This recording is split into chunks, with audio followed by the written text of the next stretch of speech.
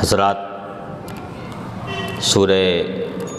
نساء کی تفسیر چل رہی ہے، 5واں پارہ ہے۔ اب تک سورہ نساء کی 93 آیات کی تفسیر ہو چکی ہے۔ اس سے پہلے ہفتے کے پروگرام میں قتل کے متعلق بتایا گیا تھا کہ مومن کا قتل جو ہے یہ بہت بڑا گناہ ہے، ناحق قتل کرنا بہت بڑا گناہ ہے، بلکہ سچے مومن کی تعریف یہ کی گئی کہ سچا مومن اور کامل مومن وہی ہے جس کے ہاتھ سے اور جس کی زبان سے دوسرے مسلمان محفوظ رہیں۔ اور ایک حدیث پاک میں یوں فرمایا گیا کہ مومن کی صفات میں سے کہ مومن وہی ہے جو چیز اپنے لیے پسند کرے وہی اپنے بھائی کے لیے پسند کرے، یعنی دوسرے مومن بھائی کے لیے پسند کرے۔ ایک حدیث میں فرمایا کہ مومن سب آپس میں بھائی بھائی ہیں، اس لیے ہر ایک کسی بھی مومن کو تکلیف پہنچتی ہے تو دوسرا مسلمان بھی اس تکلیف کو اپنے اندر محسوس کرے۔ آگے اللہ تبارک و تعالی ارشاد فرماتا ہے، یا ایھا الذین آمنوا اذا ضربتم فی سبیل اللہ فتبینوا ولا تقولوا لمن القى الیکم السلام لست مؤمنا تبتغون عرض الحیاۃ الدنیا فعند اللہ مغانم کثیرہ کذالک کنتم من قبل فمن اللہ علیکم فتبینوا ان اللہ کان بما تعملون خبیرا۔ اے ایمان والو، جب تم اللہ تبارک و تعالی کی راہ میں نکلو، فتبینوا تو خوب تحقیق کر لو، ولا تقولوا لمن القى الیکم السلام لست مؤمنا، اور اس شخص کو جو تمہیں سلام کرے یہ نہ کہو کہ تم مومن نہیں ہے۔ تبتغون عرض الحیات الدنیا، کہ تم دنیا کا ساز و سامان طلب کرتے ہو، فعند اللہ مغانم کثیرہ، تو اللہ تبارک و تعالی کے پاس بہت زیادہ غنیمتیں ہیں، بہت زیادہ مال ہے۔ کذالک کنتم من قبل فمن اللہ علیکم فتبینوا، تم بھی اس سے پہلے اسی طرح تھے، فمن اللہ تو اللہ تبارک و تعالی نے احسان فرمایا تم پر، فتبینوا تو تم خوب تحقیق کر لو، ان اللہ کان بما تعملون خبیرا، بے شک اللہ تبارک و تعالی تمہارے کاموں سے باخبر ہے۔ اس آیت کریمہ میں اللہ تبارک و تعالی نے فرمایا کہ اے ایمان والو، جب تم جہاد کے لیے نکلو اللہ کی راہ میں، فتبینوا تو خوب تحقیق کر لو، اور جو تمہیں سلام کرے اس سے یہ نہ کہو کہ تم مومن نہیں ہے۔ اس آیت کریمہ کا ایک خاص شان نزول ہے۔ حضور اکرم صلی اللہ تعالی علیہ وسلم نے حضرت اسامہ بن زید کو ایک لشکر لے کر کے جہاد کے لیے بھیجا، ایک قبیلے میں۔ حضرت اسامہ بن زید رضی اللہ تعالیٰ عنہ گئے ایسے قبیلے کی طرف کہ جس میں سارے کے سارے لوگ جو ہے وہ کافر تھے، مسلمان کوئی بھی ان میں نہیں تھا۔ اہل فدق، اس قبیلے کو کہا جاتا تھا اہل فدق۔ تو انہی میں ایک شخص تھے مرداس بن نہیک، یہ اکیلے مسلمان ہو گئے تھے، لیکن کسی کو بھی اس بارے میں نہیں پتا تھا کہ ایک شخص اس قبیلے میں مسلمان ہو گیا ہے۔ مسلمانوں کو سب کو یہی معلوم تھا کہ کوئی بھی اس میں مسلمان نہیں ہے۔ تو حضرت اسامہ بن زید جب لشکر لے کر کے پہنچے تو دور حضرت مرداس بن نہیک جو مسلمان ہو گئے تھے، انہوں نے سمجھا کہ شاید ہو سکتا ہے غیر مسلموں کا کوئی لشکر ہوئی جو آ رہا ہے، تو وہ اپنی ساری بکریوں وغیرہ کو لے کر کے پہاڑ پر چڑھ گئے۔ لیکن جب انہوں نے یہ لشکر قریب پہنچا اور اس لشکر سے آوازیں آئیں نعرے تکبیر کی اور نعروں کی آوازیں آئیں، تو وہ سمجھ گئے کہ مسلمانوں کا قبیلہ ہے، تو اوپر سے اپنی بکریوں کو لے کر کے پہاڑ سے نیچے اتر آئے اور خود بھی نعرے تکبیر لگانے لگے، اور انہوں نے مسلمانوں سے کہا السلام علیکم ورحمۃ اللہ، سلام کیا۔ لیکن حضرت اسامہ بن زید کو یہ لگا کہ شاید یہ دھوکہ دے رہے ہیں، کیونکہ اس قبیلے میں تو کوئی مسلمان ہے ہی نہیں، تو یہ اپنے مال وغیرہ کو بچانے کے لیے، اپنی جان کی حفاظت کے لیے جو ہے وہ ہمیں دھوکہ دے رہے ہیں۔ باقی سارے لوگ قبیلے کے کیا بھاگ چکے تھے ڈر کی وجہ سے اس لشکر کے۔ تو حضرت اسامہ بن زید نے یہ سمجھ کے کہ یہ، یعنی انہیں یقین یہی تھا کہ یہ جو ہے مسلمان نہیں ہے اور دھوکہ دے رہے ہیں، قتل کر دیا۔ اور جب قتل کر دیا، ان کی جو بکریاں وغیرہ تھیں وہ ساری کی ساری وہ لے کر کے یہ لشکر اور حضرت اسامہ بن زید حضور اکرم صلی اللہ تعالیٰ علیہ وسلم کی بارگاہ میں آئے، قتل کر دیا۔ لیکن بعد میں جو ہے وہ دل پریشان ہوا کہ پتہ نہیں یار ایسے ایسے ہوا تھا، تو آقا کریم صلی اللہ علیہ وسلم سے سارا ماجرا بیان کر دیا کہ بات یہ تھی کہ اس لشکر میں کوئی مسلمان تھا ہی نہیں، اور یہ اکیلے جو ہے وہاں ہم سے ایسے ایسے انہوں نے کہا، سلام کیا، تو ہم نے یہ سمجھا کہ شاید یہ بھی کافر ہیں، تو ہم نے انہیں قتل کر دیا اور ان کی بکریاں لے کر کے آپ کی بارگاہ میں آ گئے۔ تو حضور اکرم صلی اللہ تعالیٰ علیہ وسلم کو یہ واقعہ سن کے بہت زیادہ رنج ہوا اور بہت زیادہ تکلیف پہنچی، اور ابھی حضور اکرم صلی اللہ علیہ وسلم کچھ کہنا نہیں چاہتے تھے، اتنے ہی جو ہے حضرت جبریل امی قرآن کریم کی آیت لے کر کے نازل ہو گئے، اور یہی آیت کریمہ تھی جس میں اللہ تبارک و تعالیٰ کی طرف سے ارشاد فرمایا گیا کہ اے لوگو، جب تم اللہ کی راہ میں جہاد کے لیے نکلو تو خواہ کسی قبیلے کی طرف ہو، سب کافر ہوں وہاں، لیکن جب تمہیں کوئی السلام علیکم ورحمۃ اللہ کہہ رہا ہے یا کوئی اسلامی اور ایمانی علامت تمہارے سامنے ظاہر ہو رہی ہے، تو پھر اسے قتل نہ کرو، قتل کرنے کی اجازت نہیں ہے، بلکہ اس کے بارے میں مکمل تحقیق کرو، کہیں ایسا نہ ہو کہ کوئی بے گناہ تمہاری تلوار کے نیچے آ جائے اور قتل ہو جائے۔ تو روک دیا گیا۔ اس کے بعد اس سے پہلے پتہ نہیں تھا اس حکم کا، تو اس طرح کا کوئی حکم نازل نہیں ہوا تھا، تو صحابہ کو پتہ بھی نہیں تھا، تو اس لیے یہ غلطی ہوئی۔ اس کے بعد اللہ تبارک و تعالیٰ نے حکم نازل کر دیا کہ اب آگے ایسا کبھی بھی نہ ہو، اگر کوئی اسلامی علامت اس کے اندر سے ظاہر ہو رہی ہے اور وہ یہ سلام کر رہا ہے وہ، یا وہ کلمہ پڑھتا دکھائی دے رہا ہے، تو اب آپ اس کو قتل نہ کریں، بلکہ فتبینوا، اللہ نے فرمایا کہ اس کے بارے میں مکمل تحقیق کر لیں۔ پھر حضور اکرم صلی اللہ علیہ وسلم نے اس آیت کریمہ کے نزول کے بعد حضرت اسامہ بن زید کو حکم دیا کہ جو بکریاں، جو مال غنیمت تم لے کر کے آئے ہو، یہ سارا کا سارا ان کے اہل خانہ کو، ان کے گھر والوں کو لوٹا دو۔ تو حضرت اسامہ بن زید وہ سارا کا سارا مال لے کر کے ان کے گھر والوں کی بارگاہ میں گئے اور اللہ کی بارگاہ میں توبہ کی۔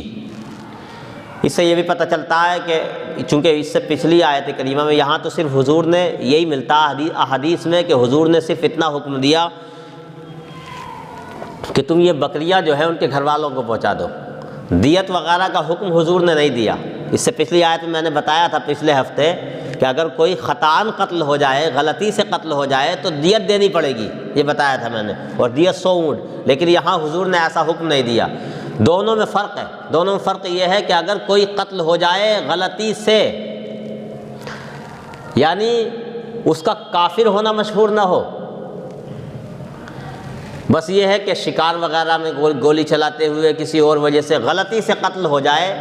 تب تو دیت دینی پڑے گی۔ لیکن اگر کوئی کفار کے علاقے میں رہتا ہو، کفار کی بستی میں رہتا ہو، اور کوئی بھی یعنی ایک بھی شخص مسلمانوں میں سے یہ نہ جانتا ہو کہ یہ مسلمان ہے، اور ایسے وقت میں وہ قتل ہو جائے مسلمانوں کے ہاتھ سے، تو ایسی صورت میں نہ دیت دینی پڑے گی، نہ کسی طرح کا قصاص ہے۔ ہاں، تو چونکہ وہاں کا معاملہ الگ تھا، اور یہاں چونکہ یہ کفار کی بستی میں رہتے تھے اور کسی کو پتہ بھی نہیں تھا کہ کوئی یہاں کوئی مسلمان ہے یا یہ مسلمان ہو گئے ہیں، تو اس لیے یہاں صرف مال تو لوٹایا جائے گا جو مال غنیمت وغیرہ ہوگا، بقیہ قصاص یا دیت مسلمانوں کو دینی نہیں ہوگی۔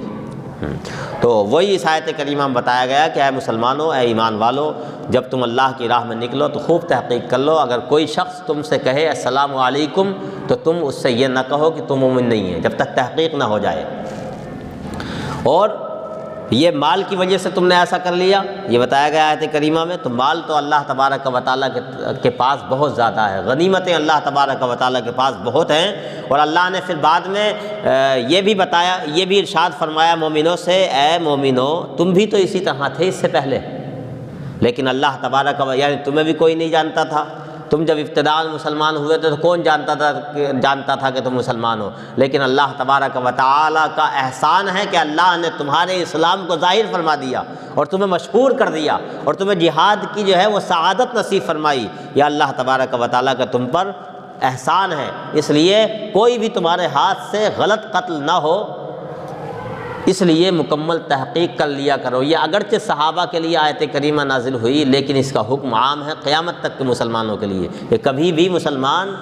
ایسا کریں، کہیں جہاد میں جائیں اور کوئی شخص وہاں ایسا ملے، آپ سب یہ سمجھ کے گئے ہو کہ یہ سب کافر ہیں، لیکن اگر کوئی ایسا ملے جس کے اندر سے کوئی ایمانی علامت ظاہر ہو جائے، سلام یا کلمہ یا وہ سبحان اللہ کہتا نظر آئے، تو ایسی صورت میں پھر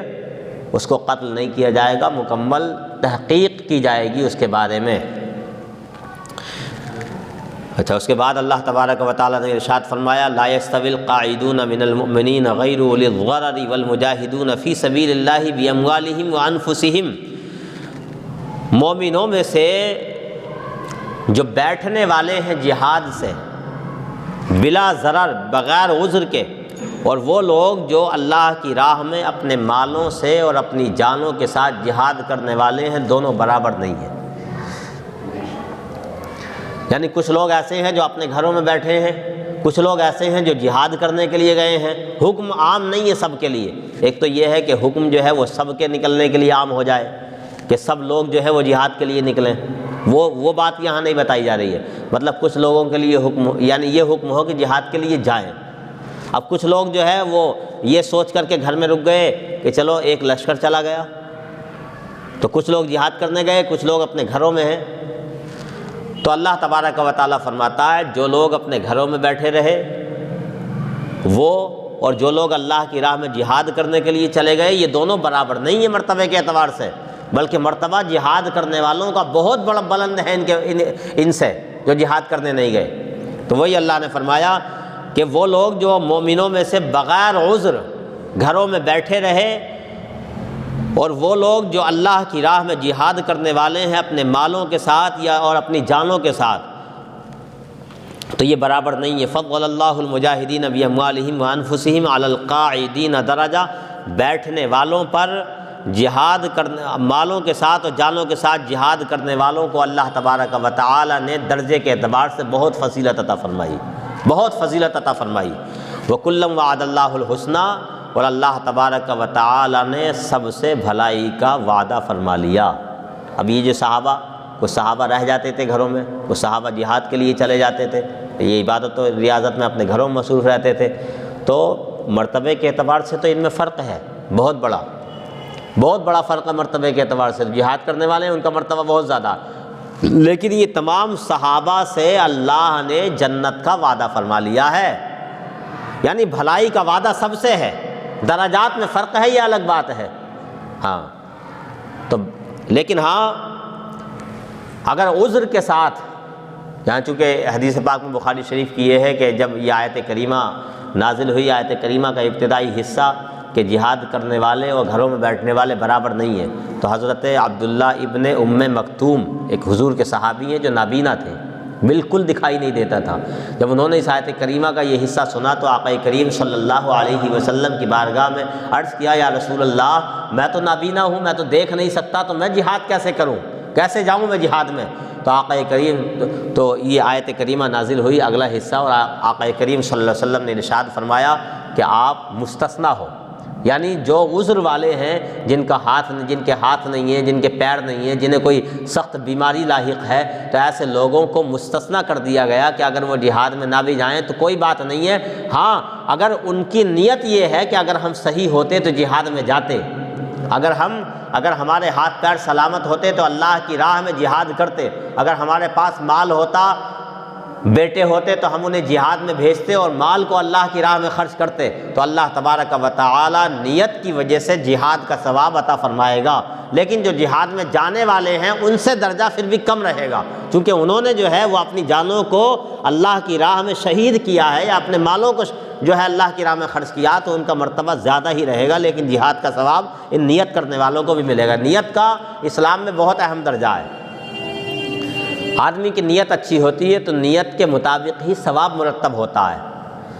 کسی آدمی کے پاس کچھ ہے نہیں لیکن وہ یہ سوچتا، بلکہ سوچتا نہیں، وہ بالکل اپنا عزم اور یقین کرتا ہے کہ اگر میرے پاس مال ہوتا تو میں ضرور اللہ تبارک و تعالیٰ کی راہ میں خرچ کرتا، یا میرے پاس مال آ جائے تو میں ضرور جو ہے مسلمانوں کی غریبی کو مٹانے کی کوشش کروں گا، سمجھے؟ یعنی اگر آدمی بالکل پختہ یقین کے ساتھ ایسا کرتا ہے، ایسی نیت رکھتا ہے، اچھے کام کی نیت رکھتا ہے، تو اللہ تبارک و تعالیٰ اسے ثواب عطا فرمائے گا۔ ہاں، تو نیت کے اوپر ثواب ملتا ہے آدمی کو، نیت اچھی ہے تو ثواب ملتا ہے۔ جیسے آدمی اللہ کی راہ میں خرچ کر رہا ہے لیکن نیت جو ہے اس کی یہ ہے کہ مجھے شہرہ مل جائے، میری شہرت ہو جائے، لوگ میری واہ واہ کریں کہ فلاں نے تو ہے مسجد میں 50,000 روپے کی رسید کٹائی ہے، یعنی اگر یہ شہرہ مقصود ہے تو پھر ثواب نہیں ملتا۔ اور نیت اچھی ہے تو کم خرچ کیا تب بھی ثواب اللہ تبارک و تعالیٰ زیادہ عطا فرماتا ہے۔ حدیث پاک میں آدمی کو جو اللہ کی راہ میں خرچ کرتا ہے اپنی جان کو، اپنے مال کو، تو اللہ تبارک و تعالیٰ 700 گنا تک ثواب عطا فرماتا ہے، 700 گنا تک ثواب عطا فرماتا ہے۔ اس سے زیادہ بھی اللہ تبارک و تعالیٰ چاہے تو عطا فرما سکتا ہے۔ تو جہاد کے متعلق فرمایا گیا کہ جہاد کرنے والے اور جہاد نہ کرنے والے دونوں برابر نہیں ہیں۔ وَفَضَّلَ اللَّهُ الْمُجَاهِدِينَ عَلَى الْقَاعِدِينَ أَجْرًا عَظِيمًا، اور اللہ تبارک و تعالی نے جہاد کرنے والوں کو بیٹھنے والوں پر اجر عظیم کے اعتبار سے بہت بڑی فضیلت عطا فرمائی۔ جہاد کرنے والوں کو بہت بڑی فضیلت عطا فرمائی۔ درجات منہ، اللہ تبارک و تعالی کی طرف سے ان کے لیے درجات ہیں، ومغفرہ، اور اللہ تبارک و تعالی کی طرف سے ان کے لیے مغفرت ہے، ورحمہ، اور اللہ تبارک و تعالیٰ کی طرف سے ان کے لیے رحمت ہے، وکان اللہ غفور الرحیم، اور اللہ تبارک و تعالیٰ بہت زیادہ بخشنے والا اور بہت زیادہ رحم کرنے والا ہے۔ جہاد کرنے کی احادیث طیبہ میں بہت فضیلتیں آئی ہیں۔ آقا کریم صلی اللہ تعالیٰ علیہ وسلم نے جہاد کرنے والوں کے متعلق احادیث پاک میں ارشاد فرمایا، بخاری شریف کی حدیث ہے، نبی کریم صلی اللہ تعالیٰ علیہ وسلم نے ارشاد فرمایا، جو شخص اللہ تعالیٰ کی راہ میں اپنے مال اور اپنی جان کے ساتھ جہاد کرتا ہے تو اللہ تبارک و تعالیٰ تو وہ لوگوں میں جو ہے بہت زیادہ افضل ہے۔ سوال ہوا تھا کہ یا رسول اللہ، لوگوں میں سب سے زیادہ افضل کون ہے؟ تو آقا کریم صلی اللہ علیہ وسلم نے ارشاد فرمایا، جو اپنی جان اور اپنے مال کے ساتھ اللہ تبارک و تعالیٰ کی راہ میں جہاد کرتا ہے۔ جہاد کی بے پناہ فضیلتیں ہیں۔ احادیث میں یہاں تک آیا، حدیث میں جو احادیث وارد ہوئی ہیں مفہوم یہ ہے کہ آقا کریم صلی اللہ علیہ وسلم نے ارشاد فرمایا کہ جب جہاد کرنے والے، اللہ کی راہ میں شہید ہونے والے جب اللہ تبارک و تعالیٰ کی بارگاہ میں پہنچیں گے، یعنی جب وہ دنیا سے چلے جائیں گے اور جنت اللہ تبارک و تعالیٰ انہیں عطا فرمائے گا، تو جنت میں وہ کہیں گے، اے مالک مولا، ہمیں تیری جنت میں مزہ نہیں آتا۔ یعنی جنتی نعمتیں ملنے کے بعد بھی، کیونکہ اللہ فرمائے گا، اے جنت میں آنے والوں، میں تم سے راضی ہوں، کیا تم مجھ سے راضی ہو؟ تو وہ کہیں گے، پروردگار، ہمیں تیری جنت میں مزہ نہیں آتا، ہم نے تیری نعمتیں، جنت کی نعمتیں حاصل کر لی، جنت کے انعامات کو حاصل کر لیا اور جنت کے جو ہے فوائد کو حاصل کر لیا، اے مالک مولا، مگر تیری جنت میں مزہ نہیں آتا۔ اللہ فرمائے گا، کیا چاہتے ہو؟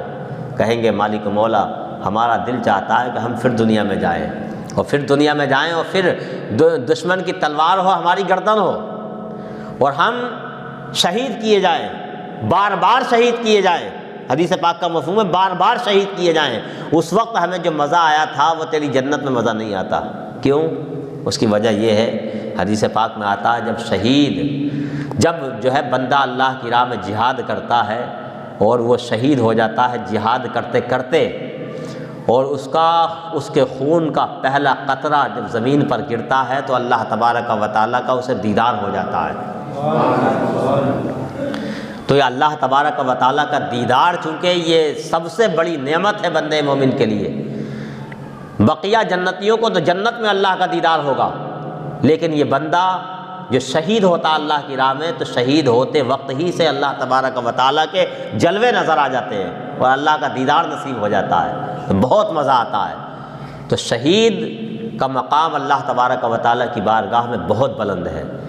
اللہ کی راہ میں جہاد کرنے والا شہید ہو جاتا ہے، اللہ کی راہ میں جہاد کرنے والا قتل ہو جاتا ہے تو اسے شہید کہا جاتا ہے، اور اللہ تبارک و تعالیٰ کی راہ میں جہاد کرنے والا شہید نہ ہو، واپس آ جائے تو اسے غازی کہا جاتا ہے۔ اور غازیوں کا مقام بھی اللہ کی بارگاہ میں بہت زیادہ ہے، شہیدوں کا مقام بھی اللہ کی بارگاہ میں بہت زیادہ ہے۔ اس لیے اللہ تبارک و تعالیٰ سے شہادت کی دعا کرنی چاہیے، چاہے شہید نہ ہوں آپ، لیکن شہادت کی اللہ سے دعا کرتے رہنا چاہیے، اور یہ آرزو رکھنی چاہیے کہ ہمیں کبھی موقع ملا تو ہم اللہ تبارک و تعالیٰ کی راہ میں اپنے مال سے بھی جہاد کریں گے اور اپنی جان کے ساتھ بھی جہاد کریں گے۔ یہ آپ نے نیت پختہ کر لی ہے تو اللہ تعالیٰ اس نیت کا بھی آپ کو ثواب عطا فرمائے گا۔ ہاں، تو ہمیشہ یہ نیت کرنی چاہیے۔ حضرت عمر فاروق اعظم خلیفہ دوم وہ دعا کرتے تھے رب تبارک و تعالیٰ کی بارگاہ میں، اللہم ارزقنی شہادتاً فی سبیلک، اے اللہ مجھے اپنی راہ میں شہادت عطا فرما۔ اور کہتے تھے وجعل موتی فی بلدی رسولک، اے اللہ مجھے اپنے محبوب کے شہر میں موت نصیب فرما، یا اللہ مجھے اپنی راہ میں شہادت نصیب فرما اور مجھے اپنے محبوب کے شہر میں موت عطا فرما۔ تو اللہ تبارک و تعالیٰ نے حضرت عمر فاروق اعظم کی دعا قبول فرمائی کہ اللہ کی راہ میں شہید ہوئے اور حضور اکرم صلی اللہ تعالیٰ علیہ وسلم کے شہر مدینۃ المنورہ میں انہیں شہادت کا شرف عطا ہوا۔ تو شہادت کی دعا اللہ تبارک و تعالیٰ سے کرتے رہنا چاہیے، بلکہ یہی دعا کرو اے اللہ ہمیں اپنے محبوب کے شہر میں شہادت عطا فرما دے۔ وہاں اگر موت آ جائے، وہاں مرنے والے کو بہت بڑا مقام ملتا ہے، بہت بڑا مقام۔ اللہ تبارک و تعالیٰ اپنے محبوب کے صدقے میں اسے جنت عطا فرماتا ہے۔ اللہ تعالیٰ ہم سب کے اندر شہادت کا ذوق اور شہادت کا شوق عطا فرمائے۔ وما علینا الا البلاغ المبین۔ السلام علیکم ورحمۃ اللہ وبرکاتہ۔